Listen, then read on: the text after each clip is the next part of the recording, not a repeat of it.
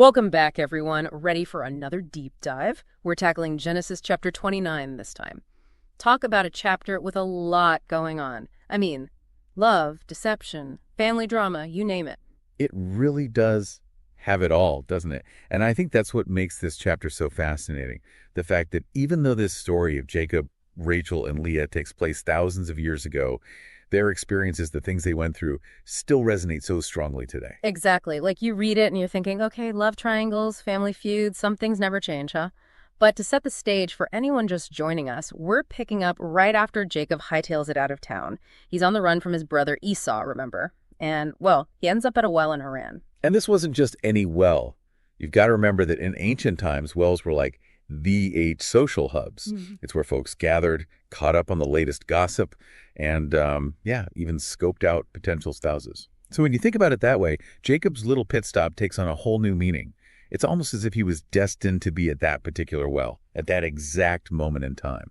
Wow, when you put it like that, it really makes you wonder about those chance encounters, right? You know, those moments that seem random but end up shaping the entire trajectory of your life. Talk about a life-altering pit stop. But getting back to Jacob, this wasn't just any, oh, hey, nice to meet you at the well kind of encounter.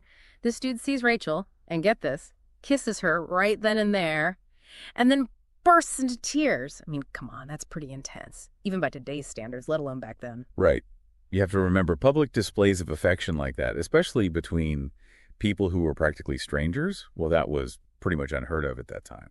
So it speaks volumes about the intensity of the connection Jacob felt like. Instant attraction times 1,000. I mean, I can't even imagine. It's like something straight out of a movie. But because this is Genesis, we're talking about things are never that simple. Cue the dramatic music because here comes Laban, Rachel's father.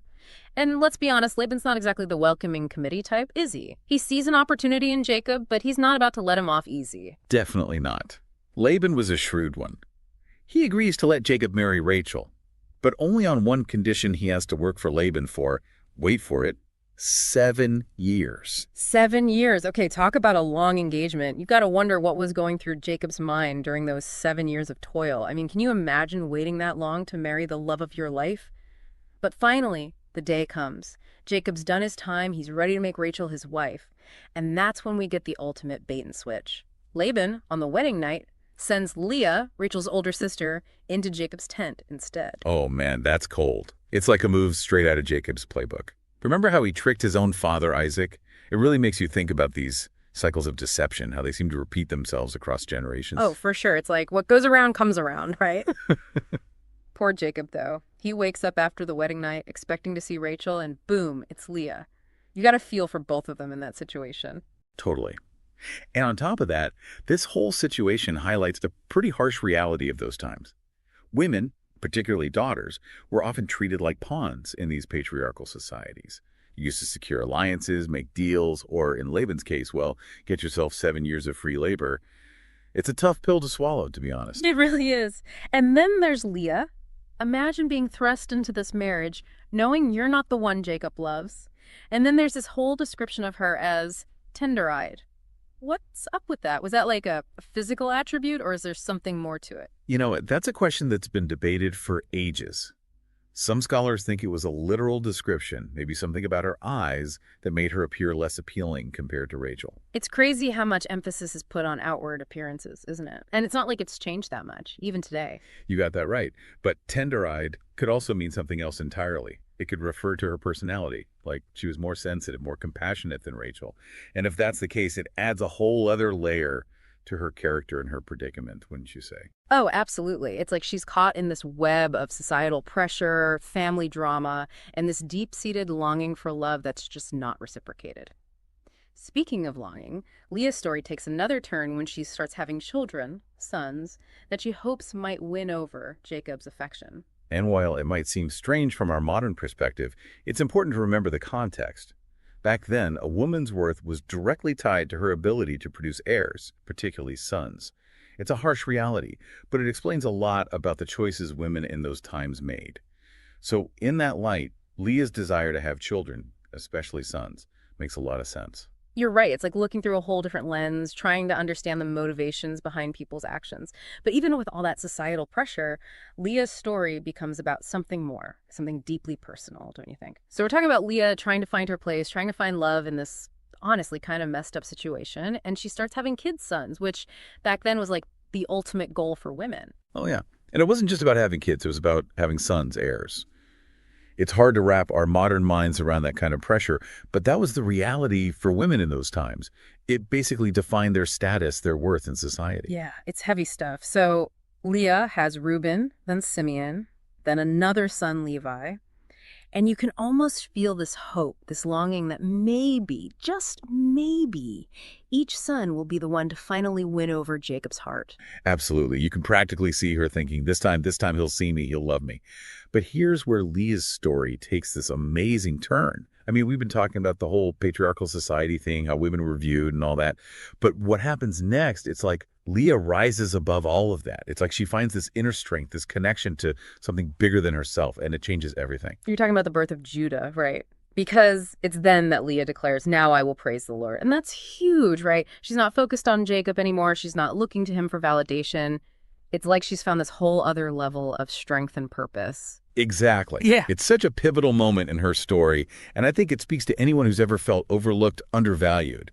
Like, Leah's journey reminds us that true worth, it doesn't come from other people, it comes from within, from a connection to something bigger than ourselves. Oh, 100%. It really makes you stop and think about your own life, doesn't it? Like, who are we trying to please? Where are we looking for validation? Are we missing out on recognizing our own inherent value because we're so busy seeking it from others? It's a question worth asking, that's for sure. But here's where Leah's story gets even more interesting, even more significant, I think. Because this whole praising the Lord thing, this shift in focus, well, it ties into something much, much larger. Wait, what do you mean? I'm intrigued. Okay, so remember we're talking about Judah, the son Leah dedicated to the Lord. Now get this. Judah becomes the ancestor of King David. No way. Seriously. Seriously. And, following that line, that lineage, guess where it leads? I'm on the edge of my seat here. Don't tell me. To Jesus. You've got to be kidding me. So we're talking about Leah, who started out as, let's face it, a pawn in this whole family drama. And her story is directly connected to the lineage of Jesus. That's incredible. It completely changes how you see her life, everything. Right. Talk about a legacy. It shows that even in the midst of all this human messiness, all these complicated relationships, bad decisions, well, God's plan, it still finds a way. It's like this amazing reminder that we might not always see it, we might not always understand it, but God's working behind the scenes, weaving together this grand tapestry. And each of our stories, no matter how messy or insignificant they might seem, they play a part. That's powerful. Really powerful. But speaking of messy, we're still in the thick of this love triangle, right? Okay. Because we can't forget about Rachel. I mean, Jacob works another 7 years for Laban so he can finally marry her. That's 14 years of labor for these two sisters. Talk about commitment. But yeah, as romantic as it seems, you have to wonder about the dynamics at play. Like, Jacob basically creates this hierarchy. He's clearly in love with Rachel. He's willing to move mountains for her, literally work for decades. But what message does that send to Leah? How must it have felt living in the shadow of that kind of epic love story, always knowing that, in a way, she was the second choice? It's heartbreaking when you think about it. And then there's Rachel. Sure, she gets the guy, she gets the grand gestures, but you also have to wonder about the pressure that came with that. Like, to live up to this ideal, this expectation of a perfect love story after Jacob had worked for 14 years to marry her. Exactly. We tend to romanticize these grand gestures, these displays of devotion, but we often forget the weight, the expectations that come with them. It's like, how do you ever live up to that? It's so true. And I think that's something we often miss when we read these stories. We get so caught up in the external drama that we forget about the internal struggles these characters must have faced. But it's those struggles, those very human emotions, that make these stories so relatable, even thousands of years later. It's amazing to me how these stories from Genesis, they're like, what, thousands of years old, right? But they still feel so real, so raw and relatable. It's like we're right there with Jacob, Rachel, and Leah, caught up in all the family drama. It's human nature, isn't it? These longings for love, for acceptance, for belonging, they're timeless. And what's so compelling about this chapter in Genesis is that it's not just a family drama. It's laying the foundation for a whole nation, for a people. It really makes you think about those ripple effects, huh? How one generation's choices Their mistakes, their triumphs can impact everything that comes after them. And speaking of impact, I can't help but think about all the untold stories within this story, Like, what was Leah thinking during all those years? What about Rachel after Jacob finally marries her? What was going through her mind? Oh, I know, right? It's like we get these glimpses into their lives, these snapshots of their joys and their heartbreaks, but there's so much more we don't see. And that's where our imaginations come in, isn't it? We get to fill in the blanks, to ponder those untold moments that shaped who they became. Exactly. And I think that's what makes studying these texts so fascinating. There's always something new to discover, something to wrestle with.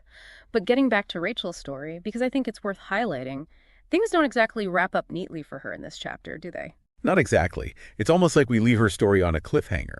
Hmm. Yeah, she gets her happy ending, marrying Jacob and all. But if you know Rachel's story, you know it's about to get real. Yeah. Like, there's a lot of joy coming her way, but there's also a lot of heartache. Yeah. Life is never a straight line to happily ever after, is it? And for anyone listening who's intrigued by Rachel's story, trust me, you've got to keep reading. It's a powerful reminder that even amidst the sorrow and the struggles, there's still this incredible capacity for love, for resilience. It's inspiring, really. It is. Mhm. And it's a testament to the power of these biblical narratives. They're not afraid to show the messy parts of life, the struggles, the heartbreaks, because in those moments, in those raw and vulnerable places, that's where we often discover our greatest strength. So well said. And I think that's a perfect note to end on, don't you think? Genesis chapter 29, it's a whirlwind of love, betrayal, family drama, you name it. But at its core, it's a story about human connection, about the choices we make and the ripple effects they create. It really is. Yeah. And for anyone listening, if you're ever feeling lost or uncertain, like you're stuck in a messy chapter of your own life, just remember, you're not alone.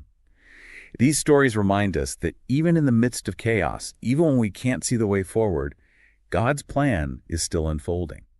And sometimes it's in those messy, unexpected moments that we discover our greatest purpose. Absolutely. So until our next deep dive, keep exploring, keep asking those tough questions, and keep searching for those aha moments. Because you never know what treasures you might uncover along the way. That's right. And always remember, sometimes the most profound truths are found not in the easy answers, but in the messy, complicated beauty of the journey itself.